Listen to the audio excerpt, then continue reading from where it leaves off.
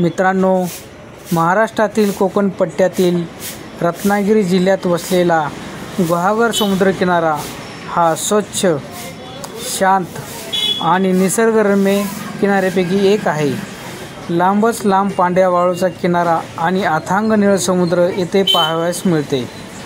गर्दी कमी असल्याने येथे शांतपणे समुद्राचा आनंद घेता येतो. तुम्ही पाहू शकता, कोळी बांधव हे जे आहेत मच्छीमार करून आलेले आहेत आणि त्यांचे मच्छी काढण्याचे काम चालू आहे. आता बऱ्याचशा ओढ्या इथे लागलेल्या आहेत आणि तो आपली मच्छी काढण्याचे काम करतो आहे.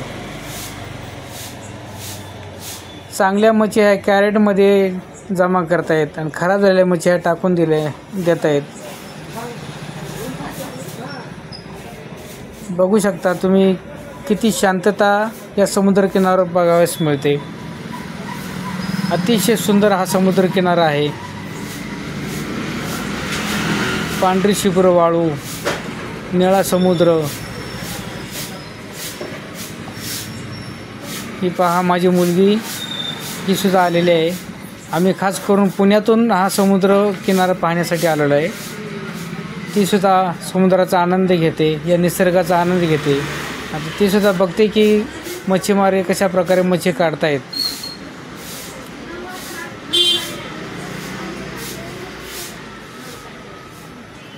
तर तुम्ही पाहू शकता, बांगडा मच्छी ही जास्त प्रमाणात त्यांना मिळालेली आहे. तशा 4-5 प्रकारच्या मच्छी आहेत, परंतु बांगडा मच्छी ही जास्त दिसते आहे. ही बघा,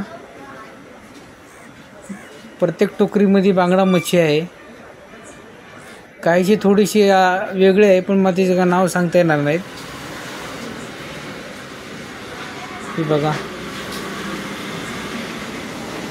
हे लहान मोठ्या प्रमाणात बांगडे दिसत आहेत.